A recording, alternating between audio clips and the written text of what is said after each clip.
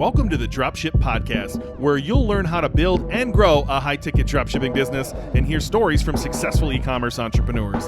Let's kick this thing off.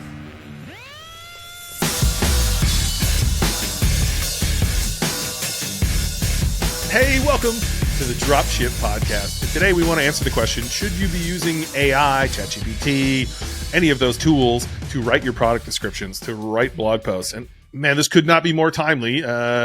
Google allegedly, I'm going to use allegedly, is putting down the hammer on some of this stuff. After they told you a few months ago, yeah, go ahead and do it. We totally love AI. Definitely do it. So times are changing. I don't think my opinion's changed on this. Not to say I'm right, but I'm right. Don't do it. What do you think, John? Are you using this at all to, I know, what is there, Shopify magic, like built in? You were just messing with that before the call. I was. And look, I mean, to be fair on Google, Ben's referring to their latest core update to the search platform. If you read the documentation around that, they do add some nuance to, like what uses of AI they're cracking down on and what they're not. And so I think they're kind of walking a line, I think. And they do openly admit in some cases we can't tell if something involved the use of generative AI or not. And so they're actually admitting that it is getting, it's in some cases a little harder to determine the difference, but in a lot of cases it's not. Am I using this? I've been using AI tools to help with writing-based tasks for about 4 years, maybe 5. So yeah, totally. I mean, we all know, and we're all familiar with ChatGPT and Google Gemini and these sorts of tools, which have kind of hit the mainstream thanks to their kind of broad use cases.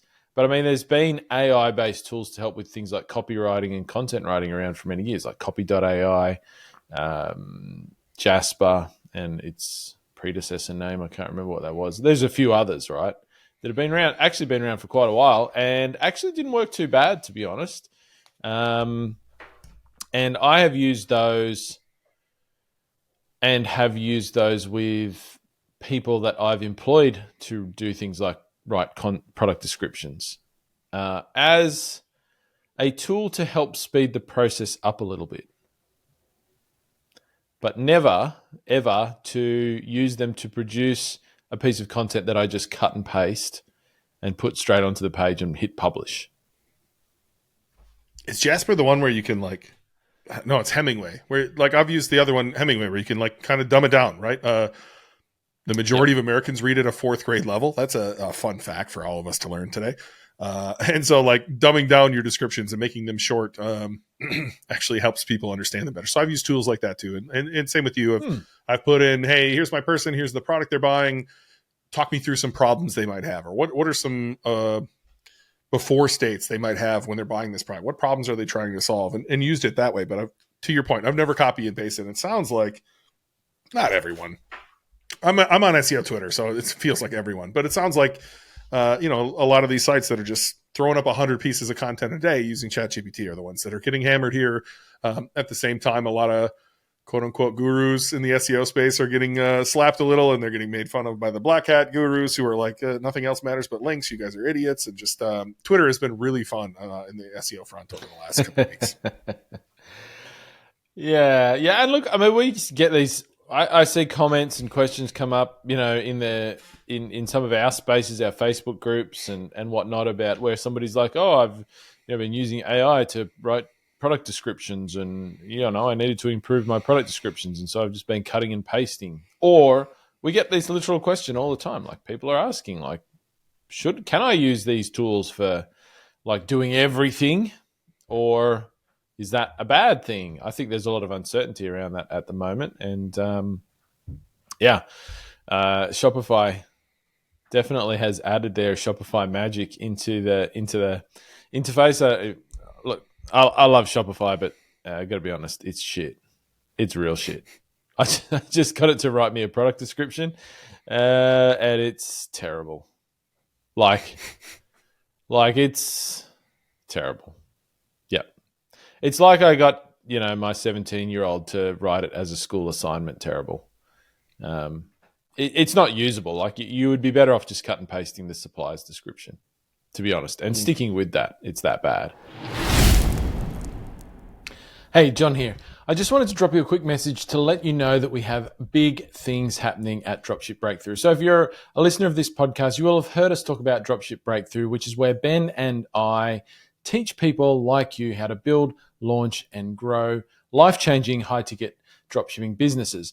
Well, it's been up and running since early 2021, and this year it is undergoing its first major update and upgrade. So we are updating and adding new content to every single video of the course, which means that what is already the biggest, most comprehensive, most well-supported high-ticket dropshipping course in existence is going to a whole nother level. So if you're serious about building, launching, and growing a life-changing high-ticket dropshipping business, and you want to get full access to everything that we have, this podcast is fantastic. There is a wealth of knowledge here, but there is a whole nother level within our program. There is so many things that we just can't get into a podcast, and there is so much support available there that we see people have the best success when they're in that program. So if you'd like to get access to that and take advantage of the most up-to-date high-ticket dropshipping information available, head to dropshipbreakthru.com/join, or our launch program, which is dropshipbreakthru.com/launch. You'll find the links below in the description. Join the program today. I'll see you inside. So don't use that, guys. I'm trying to think places where I have copied and pasted it on a product description. So if you know me, I talk a lot about one keyword, one page. And it's often, it's not one keyword. It's a small bundle of keywords that Google all treats the same, right? And your most search one is likely going to be your title. Your second most will be in your H2, etc. I try to craft the H2 to be engaging. Same way we do with these with these podcast titles occasionally. I'll throw them into ChatGPT and be like, hey, I'm trying to hit this keyword. Here's what I want to draw people into the next line. Give me some thought-provoking questions that will draw people into reading the next thing. And I often use them for headlines to help me generate ideas. And it'll usually be like half, they'll so we're writing one on like building a private label brand. Is one of the shows John and I are going to record here in the future. And so on the left, it says like from generic to genius, building your brand beyond dropshipping, label launch, a dropshipping's guide to brand creation. And so like, I'll often take maybe the first half of that and combine it with the second half of another one kind of thing. And again, more idea generation and just, I know the keywords that need to be hit, and I got to hit them. I have to write to my customer. Your product pages are likely never going to rank anyway. And so it probably feels easy to want to hit the easy button and just have AI do this and get them up quickly. But like, they're little salesmen, right? You have to like really think through who's landing on this page, why they're there, and how can I actually make a sale here, not just give them the same information they saw on 10 other sites, even if it is reworded in some fashion, thanks to AI. Yeah, definitely. And I think that's what you said is the key. I think they're great. It's great for ideation, like generating ideas, and you can use small chunks of it as it appears for sure. But you can't just cut and paste. And blog posts is one thing. Product descriptions is another thing. A question we often get from people is there any circumstance where I can be sued when I'm running a high-ticket dropshipping business? Like, is there any time where I can be held legally responsible for something that's really scary? And my answer is usually, without being a lawyer, and this is not legal advice, is usually no. There's very few scenarios where that's actually possible, and I've never heard of it actually happening. Well, here's one where it is 100% possible, and you will 100% get sued. If you publish incorrect information on your product page that leads somebody to use a product in a way that causes harm to themselves or a third party, and they say, well, I did that because this website told me to, you will get sued and you will lose that fight, right? Because that is literally going to be your fault, right? And all AI tools come with a disclaimer that this does not produce always factually incorrect information, blah, blah, blah. So if you're just hitting cut and paste all the time and you're doing it with high ticket products, which are often more technical in nature, more complicated, Like if you're doing it for a fucking tube of toothpaste, who really cares, right? But some of the products that we sell in high ticket dropshipping, if you use them incorrectly, yeah, maybe there could be some sort of negative outcome for the customer, right? And so if you're just cutting and pasting shit into your website, how do you know it's true? I just don't think it's even valuable information. Like imagine a blog post where you're like, I'm writing it on this topic. It'll help you with the outline. Outlines can be great. It helped me with the SEO course I'm working on, do the outline. And then I asked it to like write the sections, and it's just regurgitated bullshit. It's a large language model, right? Like it's just gathering the information that exists out there and regurgitating it. And to your point, if it doesn't know the answer, it doesn't know how to tell you I don't know the answer. It just hallucinates and gives you an answer because that's all it knows to do. And so I feel like you're putting yourself at risk. You're not giving any value whatsoever. You're not setting a brand tone. You're not being yourself, and just, I don't know. There are times and places that I like to use these AI tools, and I think we've done a podcast on them in the past. I'm just, these are real levers in your business. Getting your products right is essential if you ever want to rank a blog. And so like getting those right and making sales, like money solves all problems, right? Let's build them to make sales, and then actually writing blog posts that will rank, not just some regurgitated stuff, I think is essential to not just getting traffic, but getting traffic that moves along through your funnel and moves along through your website and actually serves your customer. And so I'm just not touching this stuff. Look, I want to ask you a question, John, that maybe makes this episode a little more spicy. What is your take on the hallucination stuff? Like if you look at Gemini, they were in the news recently because people were using their image generator to say, show me a picture of the founding fathers. And it was like an Indian woman and a black guy and like, very DEI is probably the answer. Like, was clearly skewing in one direction. What is your take on that in the first place? Like, number one, it hallucinates, right? So like it can give you a lot of wrong answers because it can't be wrong. And then number two, it's a human who built this, right? And so inherently the information is skewed in one direction or another, whether you believe that or whether you don't believe that. You have to take issue with that, I assume, as far as like the tone it's going to take with you, with what it's telling you, what information it's giving you. Did you see any of that, by the way? Did you see any of those pictures? I think so. And you're right. At this point in time, like while we're recording this episode, it's 2024. It's early 2024. I mean, that's very much still the case. I actually read a talk, like the co-founder of Google's DeepMind did a talk, I think at South by Southwest, just recently, where he talked about like, when are we going to, get to the AI, general AI, where it's kind of can do anything at a level or a better level than humans. And he was like, well, it's probably not that far away, probably like 2028 or something like that. Like it'll be like surpassed humans. And it was kind of like one of the steps that it has that they haven't made yet. There's 2 psychological steps that an AI has to make to move into the next level. There's 6 levels of AI, right? That the DeepMind has kind of come up with. And one of the psychological steps it hasn't taken yet is the ability to be able to look at its own results and like test itself, basically. And I'm really paraphrasing what he said here in a major way. But it doesn't have that level of insight yet to know when what it's putting out to you is like a hallucination or is biased in some way from an external source that may be an untrue or incorrect bias, potentially.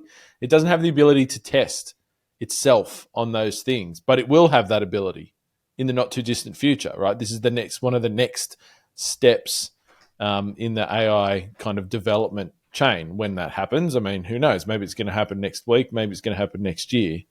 But that's actually not that far away. And I think when it can do that, then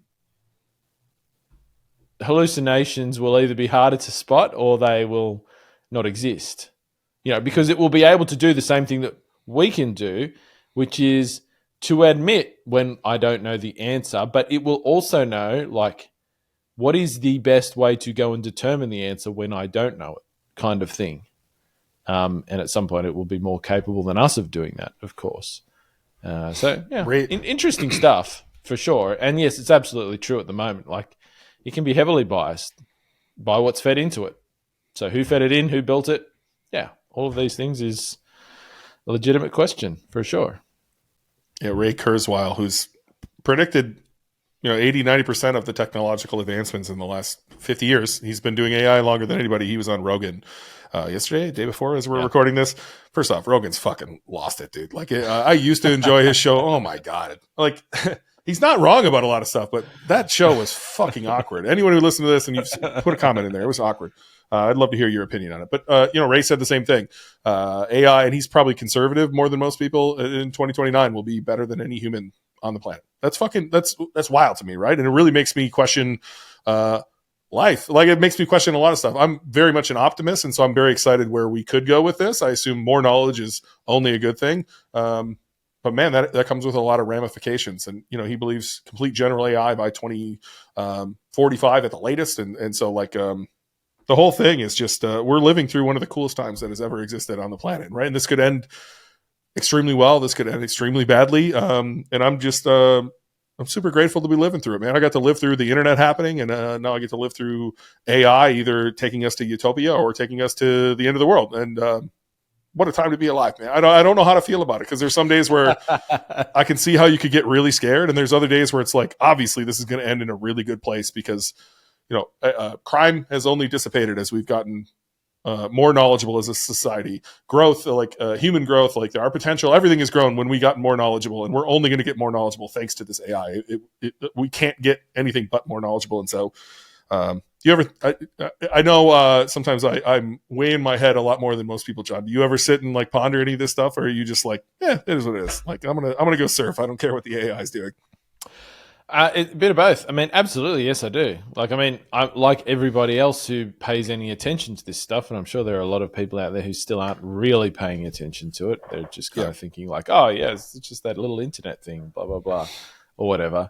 I mean, I think about it because obviously, I mean, I sit there and think, well, if this can do all the things that I can imagine it might be able to do, like, what the fuck is my place in the world?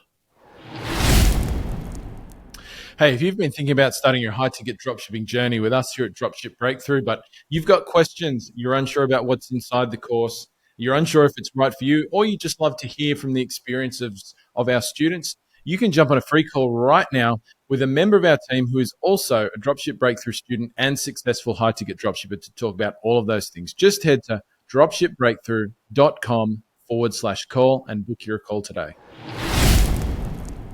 Like, what's going to happen to my businesses? What's going to happen to what my kids can do when they, are older, blah, blah, blah. What are their options going to be? And there's a lot of stuff you can wonder. And yeah, I think it's both scary and exciting at the same time, for sure. And like, I'm a very strong believer that scary, like things that challenge you, that make you feel scared, usually the best opportunities lie in those. And so I think it's one of those things where I think it's good to be aware, it's good to think about, and I think it's something you should definitely be paying attention to and taking seriously and trying to understand in the best way you can. But at the same time, I wouldn't bother going too deep into it, because at this point it is something that is well outside of all of our sphere of influence.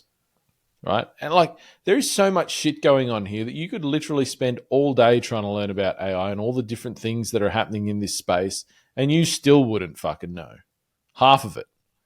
And you wouldn't have done anything else with your day. Like, actually live your life and experience being a human, blah, blah, blah. So I think, it's kind of like a part of be aware, pay attention, be excited, have some curiosity about it, but also like, just realize it's out of your sphere of influence right now. You don't control it. And so really, what should you focus on in life? The things that you do control. And at some point that may change. Sure, it hasn't yet. So let's just go along for the ride. I mean, that's what I say. Yeah. So think about it. Go for a surf. Yeah, sure. 2 points. So one, I agree with you. I think those who harness the ability to be uber productive by using AI over the next 5-10 years are going to be in a much better situation than others. So I hope that you and I stay on top of this and help our audience and help ourselves. And then the other one of the big question I ponder is just what you said. What is life going to be? So, specifically from that podcast, Ray said, we're probably less than 10 years away from the ability to stop aging. where you'll live one more year and then you'll kind of live that year again, and you'll kind of be in this limbo. And you, before 2045, you'll be able to download consciousness and upload it to a new body that you can just replace the body you have anytime you want to. If you want to be a bird, you can be a bird. It doesn't matter. You want to upload your consciousness into something else for a little while, and we'll all be able to have those options. And man, that sounds cool. I've always wanted to be a bird. Something maybe you didn't know about me. I've always wanted to be a fucking bird. Weird, I know. But like, also, what would be the point of fucking living? Like, if there's no end to this thing, like, wouldn't that remove all of the innate desire to like accomplish something before you're gone? And just, I don't know how to feel about it. And so, I do probably wonder about it more than most people. But again, I'm not scared. I'm just like wondering what it's going to be like. Yeah, and I kind of think some of the same stuff about like, I do kind of wonder about where some of the pushback with AI is going to be, because like people say, oh, well, this AI will come and it will just be able to do everything for us. Everything. It'll just do everything. And that kind of begs the question, well, yes, and maybe at some point there's some singularity, and yes, maybe at some point we merge with the AI and all that sort of stuff. Like that's a much longer way away, to be honest, I think. Personally, like not like hundreds of years or anything, but it's not like next 5 years. I believe the longevity thing. I think that 10-year thing is actually true. I think that's a real possibility. I believe that.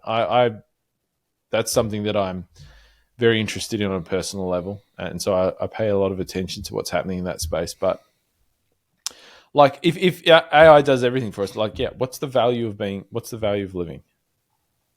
Right? I mean, like what makes life special at that point? And so I don't think that people are just going to roll over and give up everything they do to AI, because like then what do you do? And the notion that we're somehow evolving into some other species is not. I don't think that's factually correct. Personally, I think it turns into some utopia. Like, I don't see how it can go any other way other than like when the AI can be as smart as a human, which is by 2029, and then it can do anything we could do with, less than 5 years later. That probably brings forth opportunity we never even knew existed to unleash our potential, right? So like, when the tractor came about, that was the end of farming. It's over. Where will these people get jobs? Of course, new jobs came along, right? Now AI's kind of eaten some people's lunch, white collar, when they thought it would be blue collar. And what does that open up? It probably opens up a lot of sloth too, right? It probably opens up the worst sides of us. Like, there will be people with their Apple goggles on, just all day long. And that will certainly be some people, but I think there'll be people like you and I, and hopefully people listening to this, that use this to their advantage to increase what their potential was by 1,000x, and do some cool things that we can't even imagine yet.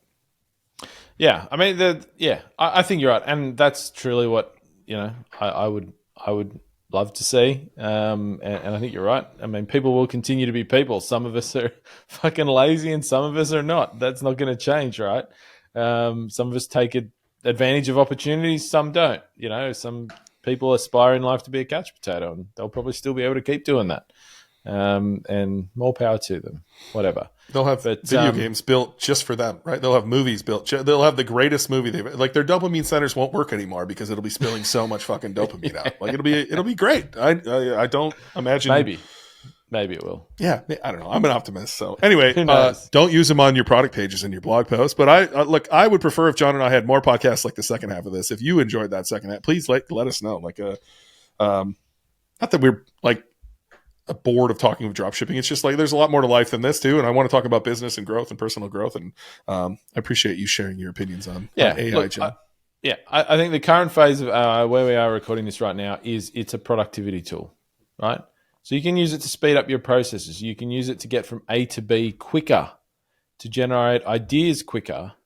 And in fact, I've started putting lessons in our course, Dropship Breakthru. Like, I put in like AI booster lessons below the main lesson. Like, I was just doing this in the niche selection. I'm re-recording our niche selection part of our course. And, by the way, if you're thinking about joining Dropship Breakthru, the entire course is getting updated this year, and it's getting bigger.